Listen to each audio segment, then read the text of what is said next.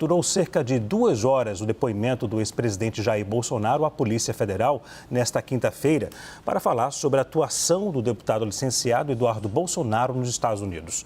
Segundo a Procuradoria-Geral da República, Eduardo atua no país norte-americano contra autoridades brasileiras. Jair Bolsonaro foi ouvido porque, segundo o ministro Alexandre de Moraes, ele atua como responsável financeiro do filho. Depois de depor, Jair Bolsonaro falou com os jornalistas e disse que enviou R$2 milhões a Eduardo. Ele acrescentou que o filho está nos Estados Unidos para defender a democracia. A nossa repórter Gabriela Prado está em frente à sede da Polícia Federal, em Brasília, onde Bolsonaro foi ouvido. E a gente conversa com ela agora, que ela atualiza as informações. Muito boa tarde, Gabriela.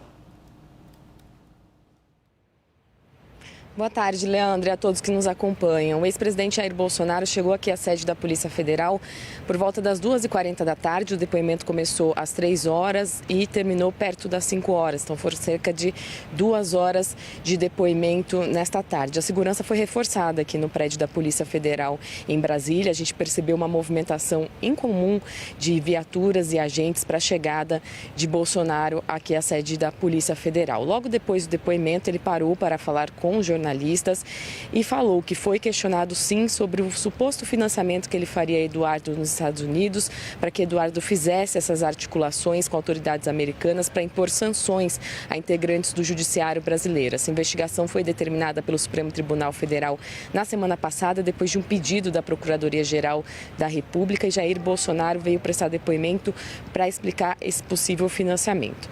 Eu questionei ele se ele sabia, por exemplo, que Eduardo Bolsonaro iria ficar nos Estados Unidos e também sobre esse dinheiro que ele teria enviado. Ele respondeu que o Eduardo Bolsonaro foi no carnaval para os Estados Unidos e, diante de uma possibilidade da apreensão do passaporte, ele resolveu ficar em território americano, se licenciando do cargo de deputado federal. Disse que sim, enviou contribuição financeira para o filho para que ele sustentasse a família, já que ele foi com a esposa e também com 2 filhos para os Estados Unidos. Então ele disse que não queria que o filho passasse necessidades, que o custo de vida é mais alto nos Estados Unidos e que ele enviou Pix para Eduardo Bolsonaro. Depois ele foi questionado sobre esse valor e ele disse que foram R$2 milhões, dinheiro limpo, legal, segundo o ex-presidente Jair Bolsonaro, via Pix, um dinheiro que, segundo ele, foi aquele arrecadado por uma campanha que arrecadou cerca de R$17 milhões em Pix. O valor em dólares seria aproximadamente $350 mil que foram enviados para o filho do ex-presidente. Então, ele comentou sobre esse financiamento, disse que foi apenas para sustentar a família, fez uma comparação com o ex-presidente Lula quando disse que se sente perseguido e que ninguém foi preso, por exemplo, do PT, quando houve a Lava Jato e os integrantes do partido circularam o mundo para falar sobre a parcialidade da justiça brasileira. Então, ele disse que não tem essa ação não é correta, essa investigação não é correta e que ele se sente perseguido diante desse caso, mais uma vez, de um depoimento aqui na Polícia Federal por essa investigação que apura se o Eduardo Bolsonaro está fazendo essas articulações com as autoridades americanas. Inclusive, esse é o segundo depoimento dessa investigação. Além de Jair Bolsonaro, na segunda-feira, Lindenberg Farias, líder do PT, foi ouvido. Ele entregou um dossiê à Polícia Federal com informações, segundo ele, sobre um roteiro que Eduardo Bolsonaro faria nos Estados Unidos com essas autoridades americanas. Leandro. Agora, Gabriela, nós sabíamos que o ex-presidente poderia ser questionado sobre a viagem da deputada Carla Zambelli ao exterior. O que Bolsonaro disse na saída do depoimento sobre esse assunto? Olha, o Eli Jonas Maia trouxe essa informação para a gente mais cedo, que o ex-presidente foi intimado também a prestar esclarecimentos sobre a viagem de Carla Zambelli ao exterior. Quem respondeu o questionamento sobre Carla Zambelli a princípio foi o advogado do ex-presidente, o Paulo Cunha Bueno. Ele disse que Alexandre de Moraes ainda não deu acesso aos autos dessa investigação, por isso eles não fizeram comentários ou foram questionados sobre a situação de Carla Zambelli. Mas Jair Bolsonaro afirmou que não tem nenhum tipo de relação com a deputada federal que agora está na Itália, segundo ela mesma disse à CNN, ao nosso Gustavo Uribe, e disse também que não fez nenhum tipo de contribuição financeira para Carla Zambelli com envio de Pix, por exemplo. Então, se distanciou da deputada federal, disse que não sabia dessa articulação dela ir para o exterior, que não tem relação nenhuma com essa história dela sair do Brasil, que também não fez nenhum tipo de contribuição financeira. Lembrando que a Carla Zambelli foi incluída hoje na lista da Interpol por determinação do Supremo Tribunal Federal. A Polícia Federal Federal enviou ontem esse pedido e agora ela está na lista de alerta dessa inteligência internacional. Obrigado, Gabriela, pelas informações. Gabriela Prado falando ao vivo de Brasília. Vou dar muito boa noite agora aos meus colegas de bancada, a querida Juliana Lopes, também ao querido Pedro Venceslau. Vou começar com Pedro. Pedro, durante o depoimento, o ex-presidente Jair Bolsonaro, ele citou a prisão de Lula, é isso? Citou sim, na saída ali quando falou com jornalistas, né? Jair Bolsonaro falou algo que já vinha sendo comentado muito nos bastidores pelos bolsonaristas, né? Uma comparação entre a movimentação política em torno de Luiz Inácio Lula da Silva quando ele foi preso em 2018. Por quê? Porque naquela ocasião, advogados, aliados, artistas, inclusive, fizeram uma peregrinação por vários países denunciando justamente quem? O Supremo Tribunal Federal. Foi naquela época que nasceu, inclusive, aquele grupo chamado Prerrogativas, que reúne uma série de advogados, juristas, anti-lavajatistas, que defendem o que eles chamam de devido processo legal. Claro que o Bolsonaro tratou de fazer ali, marcar uma diferença entre o motivo da prisão do Lula e o motivo da prisão dele, mas quis dessa forma justificar a atuação do filho, Eduardo Bolsonaro, nos Estados Unidos.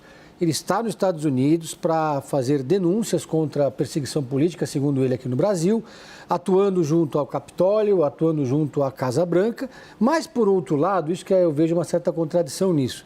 Também tenta o Bolsonaro e o advogado dele desvencilhar a atuação de Eduardo Bolsonaro de eventuais sanções nominais a autoridades brasileiras que possam partir dos Estados Unidos. Então, no momento, eles dizem que essa é uma atuação legítima, que ele está lá para fazer esse tipo de denúncia, mas, por outro lado, dizem que se o governo americano tomar alguma atitude nesse sentido, isso não tem uma relação direta com a atuação de Eduardo Bolsonaro. E em relação a Carla Zambelli, também foi aquele momento em que ele escancarou a diferença que ele tem em relação à deputada, que vive um momento de isolamento político no Congresso Nacional. Sempre se ressentiu disso, ela disse isso em entrevistas, inclusive, né, que desde aquele episódio da arma, ela não contou mais com o apoio e retaguarda da família Bolsonaro. Então, a Carla Zambelli foi um dos motivos um dos temas dessa entrevista coletiva. Mas me chamou a atenção essa questão em relação à atuação do Lula. E não é a primeira vez que ele usa o Lula para se defender. Quando estava defendendo o projeto de anistia aos envolvidos no 8 de janeiro, o Bolsonaro e a equipe dele chegaram a divulgar nas redes sociais uma foto do Lula com uma camisa escrito anistia já, fazendo uma comparação, né, absolutamente sem cabimento, mas entre o movimento de anistia dos anos 70 e a anistia para os envolvidos no 8 de janeiro. Eu falei com o Pedro Venceslau 2 vezes, não havia percebido que ele mudou agora, fez a Deu um tapa aqui na barba, no cabelo. Deu um tapa no visual. O pessoal lá do vigilismo estava reclamando. Ah, foi? Ah, tá.